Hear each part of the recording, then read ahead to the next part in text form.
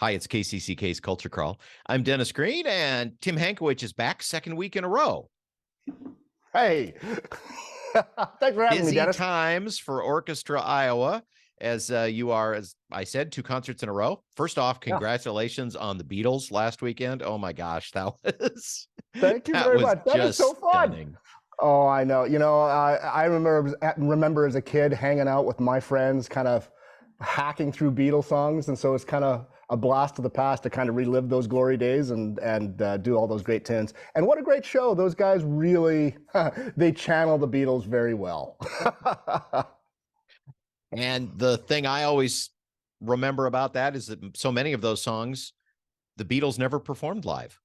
Right. Actually, that was kind of the attraction of this show, is that they've got all of these songs with orchestral sounds to their palette, and yet never once was it ever performed in a concert hall, just for the studio and for mass consumption in record labels.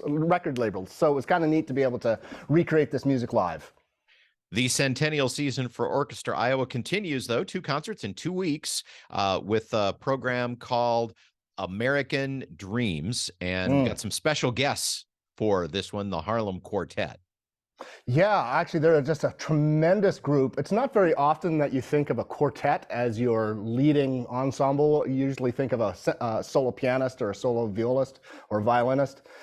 In this case, it's great to having one of the premier quartets in the country joining us, and we were able to find a piece for quartet and orchestra that is absolutely amazing, which was really the kind of inspired the whole theme of this program. It's a work by Michael Abels, who is a leading African-American composer, and I met him, oh my goodness, 20 years ago, maybe, when I was still in Kansas City. And he was a great composer then, but he's really come into his own now because he's Jordan Peele's go-to film composer. And for those of you who love Jordan Peele's thriller films, you'll know what I'm talking about. But what I love about this piece is that he draws on American popular idioms to create a new sound. And so when you hear this work, you're going to hear blues influences, some Appalachian fiddle music influences, and a whole mosh pit of styles that creates this modern sound that is uniquely him. And that's kind of like encapsulates what this entire program is about, of American music using its past to find its future. Exciting that you were able to bring in the Harlem Quartet for this. We're familiar with them. They've been in Iowa many times before. We've had them as guests, in fact, here at KCCK. They're great musicians, fun people. Tell me, though, when you have a quartet as your featured artist rather than a single performer, does that change the dynamic in either rehearsal or performance or both? Mhm. That's a great question, and let me give you a lousy answer. Yes and no. Basically, this particular piece, it's mostly quartet with a little bit of orchestra in the background, and so the interaction between ensembles isn't as intricate as some of the other concertos that you would be required to do. However, in the rehearsal process, the quartet is making musical decisions on the fly. So there is a little bit of a delay, if you will, because you'll come to a certain point in question, and they will consult each other of how they want to do a piece, a passage, and then they'll communicate that to me, and then I will communicate that to the orchestra. So it's basically a delay of maybe 30 seconds as the four of them are consulting each other on how to do a particular passage. But usually, depending on the piece, and this one's a pretty straightforward work for the orchestra at least, that there's not going to be too much difference working with a quartet versus a single performer. There is also a world premiere Mm. on this program. Yeah, so I am very proud to be an Iowan and to promote Iowan artists and new music. And this year we are featuring, oh my goodness, we're featuring a commission, how many of them? 3 commissions. We've already played one by Jerry Owen, who is a retired composer professor from Coe College. We will be finishing our season commissioning a work by Nancy Cobb.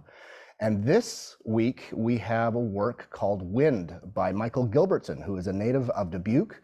He is now a professor of music at the San Francisco Conservatory. And I remember playing a work of his maybe 10 years ago and was really taken by it. And I knew then that, wow, this guy is going to be something. And I was right, because he has blossomed into one of America's leading composers. And so to have him back, to have him come home, and give birth to this new work that I have every confidence that not only will Orchestra Iowa be performing it, but I think orchestras across this nation will be embracing it soon. And it's this incredibly coloristic piece with shifting harmonies, but it's his take on wind.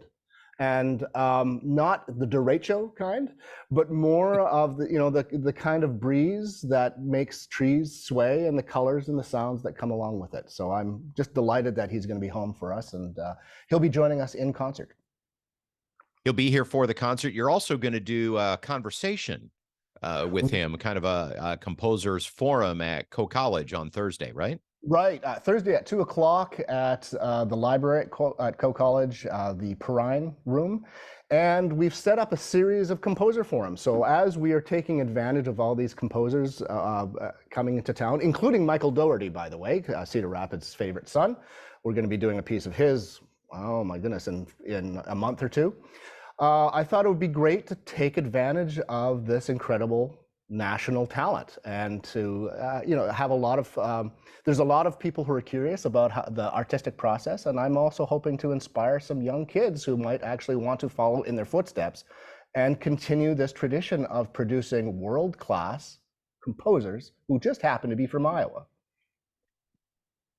That's what we're all about, is not just having the music to enjoy now, but making sure that there's a home for it and passion for it, and that we're creating it as time moves on.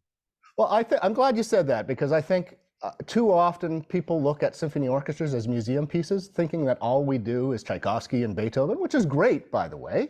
But we're also continuing the art, and a new piece of music is a love letter to the future, and it tells the future, our future selves, what life is like in the present. I mean, we are still learning lessons about Beethoven's time just by playing his music.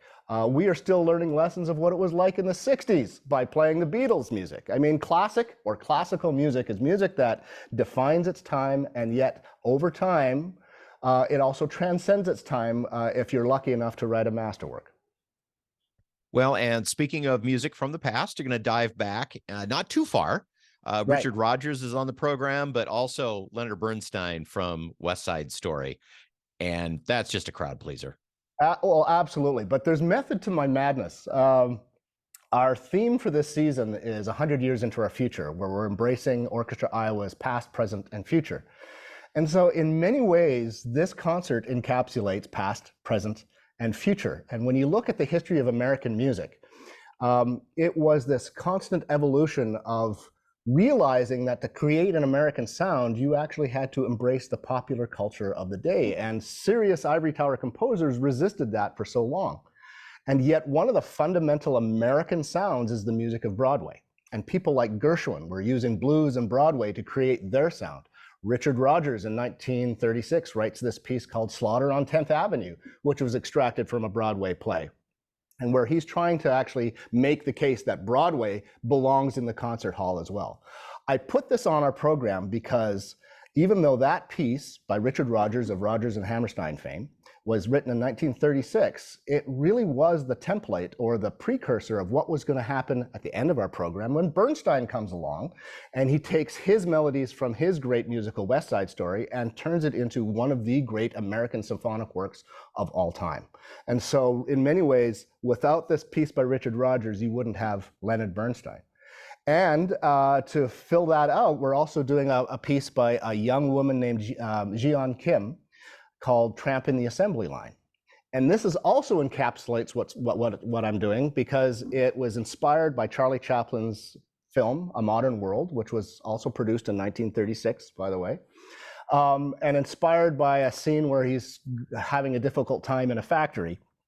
However, the music that she's using is a tip to the hat to the 1970s, 1970s funk, if you will. And so can you imagine that being translated for symphony orchestra? Well, you're going to have to come and hear that, because what she has done is absolutely amazing. And so it's another example, just like just like Rogers did and Bernstein did by embracing the popular culture of their day and creating something new. This is what Jian Kim is doing with Tramp in the Assembly Line. So each and every one of these pieces is about an American journey of creating music from our popular culture to create a new and unique voice for music of the future. It's American Dreams, Orchestra Iowa, special guests, the Harlem Quartet, and featuring that premiere work for the orchestra's centennial season by Michael Gilbertson, coming up Friday and Saturday. Friday in Iowa, or Coralville, correct? Coralville on Friday night at 7:30, and then at the Paramount also at 7:30 on Saturday. Hope to see you there. Tim, thanks again for joining us, and we'll see you in another few weeks as we keep moving through this landmark season. Well, Dennis, you're always really good to me because you're going to be sick of me at the end of the season. We've been seeing each other so much. Never. artsiowa.com if you'd like tickets. Thanks again, Tim. Thank you. You can hear the Culture Crawl live on the radio many weekdays at 10:30, or download the podcast, watch or listen on your own schedule at kcck.org/culture, or using your favorite podcast player. I'm Dennis Green, and I'll talk to you later.